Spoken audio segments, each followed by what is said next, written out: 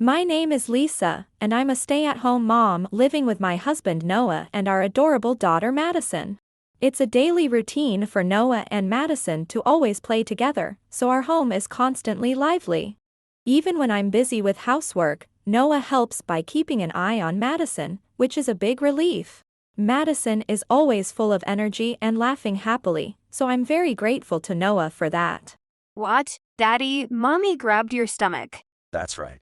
Mommy's cooking is just so good. What? But doesn't that hurt? How did she grab it? Aha. No. She didn't grab it with her hands. Daddy was completely won over by Mommy's amazing cooking skills. What does won over mean? Is it a seasoning? Won over means you make someone completely fall for you. Ouch. I don't really get it, but that's pretty cool. Madison's innocent and silly remarks are just too cute, and sometimes we all end up laughing together. Our home was always lively and filled with happiness like that. Then, one day, my father-in-law came over to visit. Lisa, the food you made the other day. Everything was absolutely delicious. Thank you so much. As a small token of thanks, I brought cake from a place that's known for being really good. Please enjoy it with everyone. Wow, I'm so sorry to trouble you. You really didn't need to bring anything. No, thanks to you. I didn't have to go out shopping, and my back has completely healed. I'm so glad to hear that. Madison, Grandpa brought us cake. Thank you so much, Grandpa. Dad, just be careful not to overdo it and walk around too much, or your back will hurt again, okay? You're right. Thanks, Noah. My father-in-law is such a kind person, and he's always been good to me. He adores Madison too. I really love my father-in-law and have a great relationship with him. Later that night. So Dad is retiring this year, right? I was thinking of throwing him a retirement celebration. That sounds great. How about treating him to dinner at a nice restaurant? Since it's your dad, maybe we should take him to one of his favorite places. Oh, that's a good idea. Then let's go to the sushi place on Kosuba Street. We used to go there all the time, but we haven't been in years. Wow, that's wonderful. It's even a place with memories. Let's go with that. Noah and I decided to take my father-in-law to a fancy sushi restaurant to celebrate his retirement. I quickly called the restaurant and made a reservation for 4. The next day, I called my father-in-law to let him know about the plans. So, we made a reservation at that sushi place. Please make sure to keep that day free. Noah, Lisa, you both really planned all this. Thank you so much. What are you talking about, Dad? Let's have some good food and a great celebration. I'm really happy. It's been a while since I've been to that place. I'm looking forward to it. My father-in-law was so happy about going to the sushi restaurant full of memories. Hearing the joy in his voice made us look forward to celebrating his retirement. Finally, the day of the celebration arrived. We got to the sushi restaurant before my father-in-law, so we decided to wait inside. Wow, I'm so excited for this sushi restaurant. Welcome. Wait, Noah? What are you doing here? Oh, Shibio, long time no see. We've got a reservation today. Ha. Reservation? What are you talking about? This is a high-class sushi restaurant, you know? Which means we don't serve sushi for people like you, Noah. Wait, what do you mean by that? We have the reservation listed right here. Geez, amateurs like you just don't get it. Our place is on a completely different level from the usual sushi spots around here. We have the right to choose our customers for the sake of our other guests.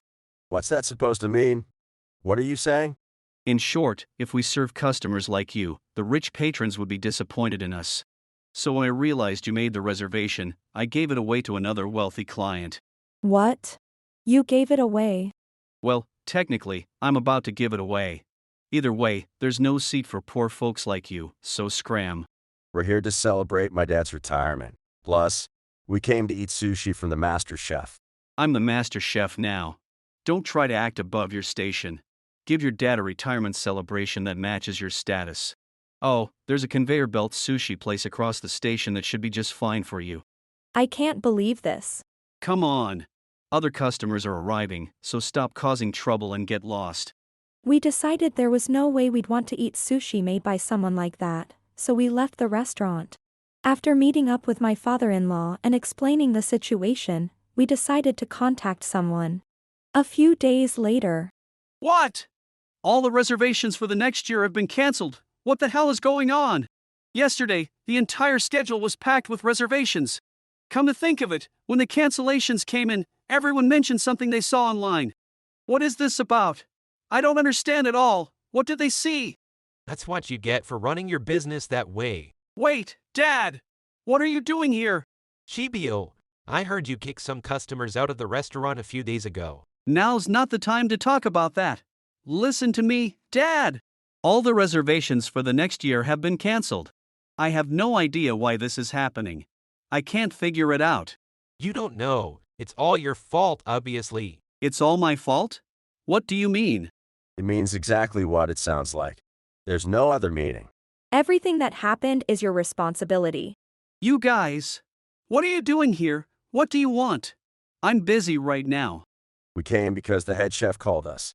Wait a minute. You guys did something, didn't you? Ever since you showed up, I've been getting non-stop cancellation calls. What did you do? It's because you kicked Noah and his family out, judged customers based only on appearance, and called them rich or poor. That's why all of this is happening. Noah? Why do you know Noah, Dad? I haven't been able to come here in a while, but Noah and I used to eat at this restaurant together all the time. As Shirbayo grew more frustrated and flustered, my father-in-law stepped in. Ha! Back in the day? Who are you, anyway? He's Noah's father. Oh, well, that explains it. Like father, like son, huh? You're trying to make it sound like you two used to come here all the time, but that's hard to believe. There's no way people like you could afford to visit a high-class sushi restaurant like ours regularly. Fool. They were regulars at our restaurant. Listening to how you're talking right now, I can see exactly how you've been treating our customers. You've really messed things up. What were you thinking? I did it for the sake of the restaurant. We're a high-end sushi place, one of the best. If we let in people who look poor, it brings down the image of the restaurant. What a Mitch? That's just your own twisted idea, isn't it?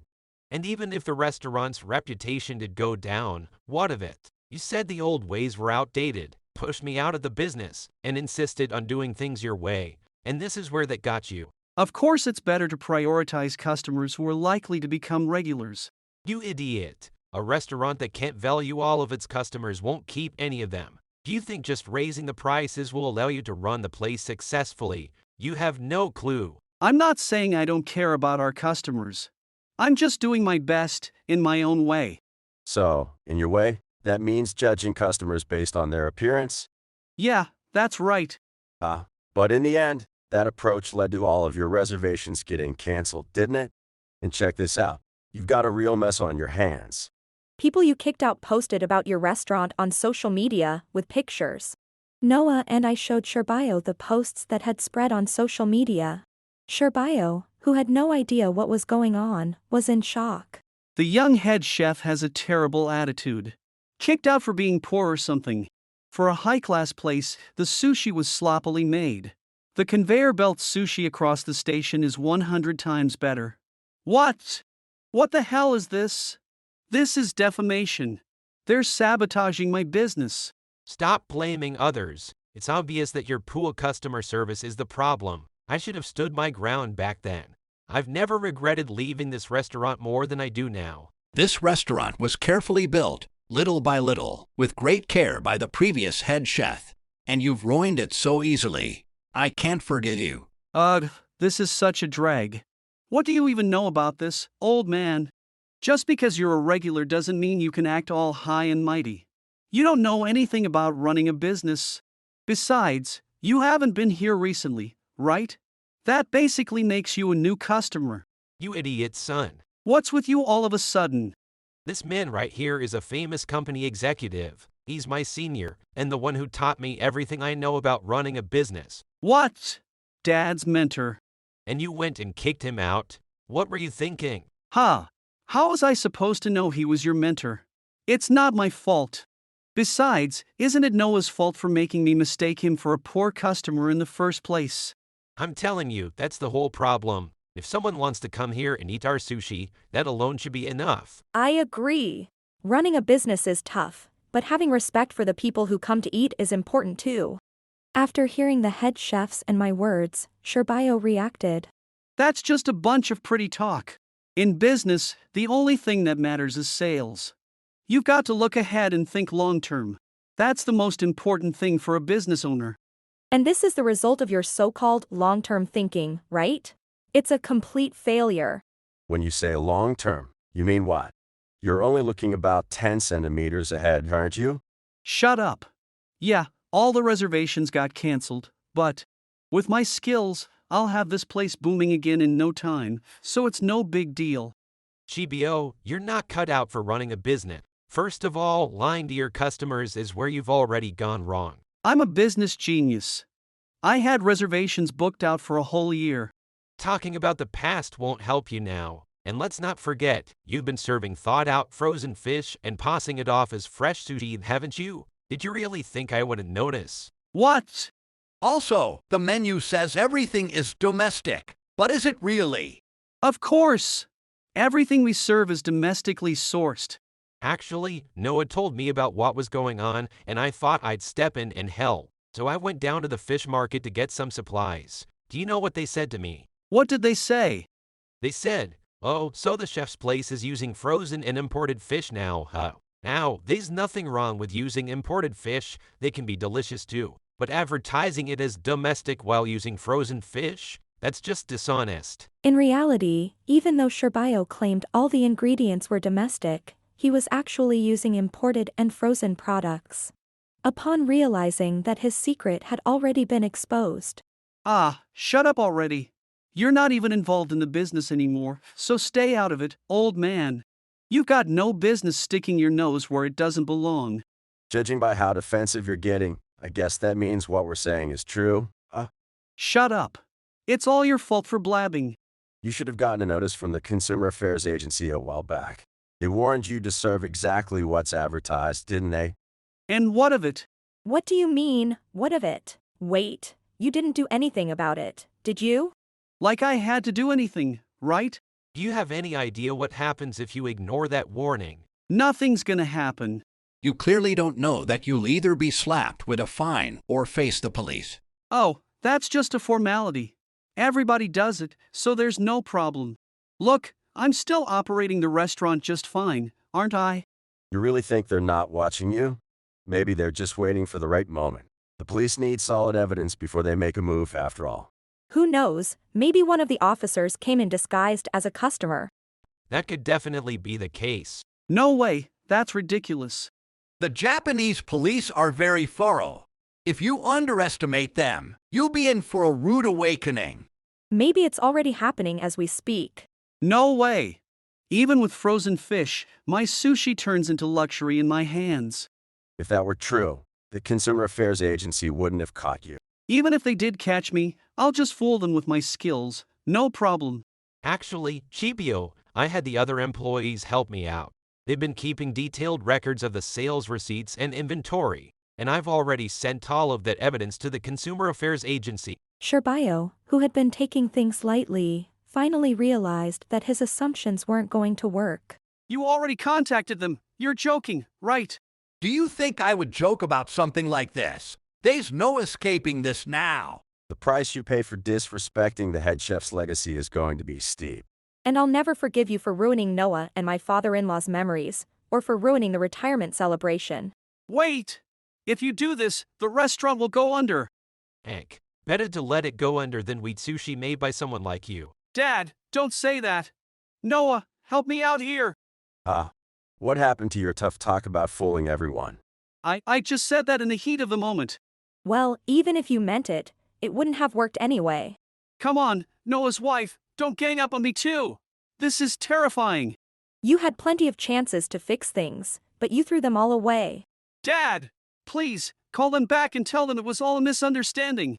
Stop acting like a child. It seems like you never really understood the head chef's example. Chibio, it's truly disappointing.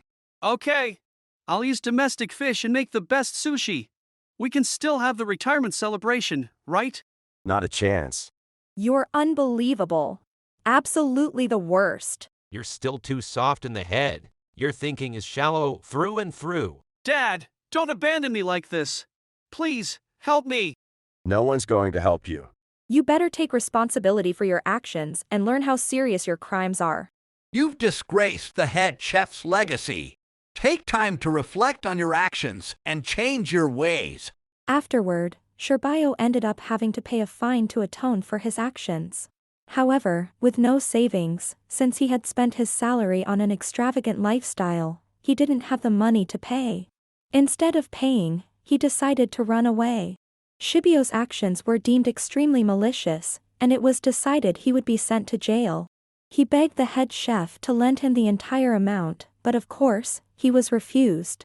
Then, he tried asking for just half of the money, but the result was the same. He also couldn't borrow money from anywhere because, being unemployed and without a guarantor, no one would lend to him. So, Shibio's carefree life took a drastic turn, and for the next 2 years, he would be forced to work in harsh conditions every day until he had paid off the full amount of the fine. Meanwhile, as for what happened to the sushi restaurant after Shibio's departure. I'll have the salmon roe, please. Coming right up. Madison, you sure do love your salmon roe, don't you? I'll have the cuttlefish. Oh, great choice today. We've got some really good ones in. You know, hearing the head chef's coming right up brings back memories.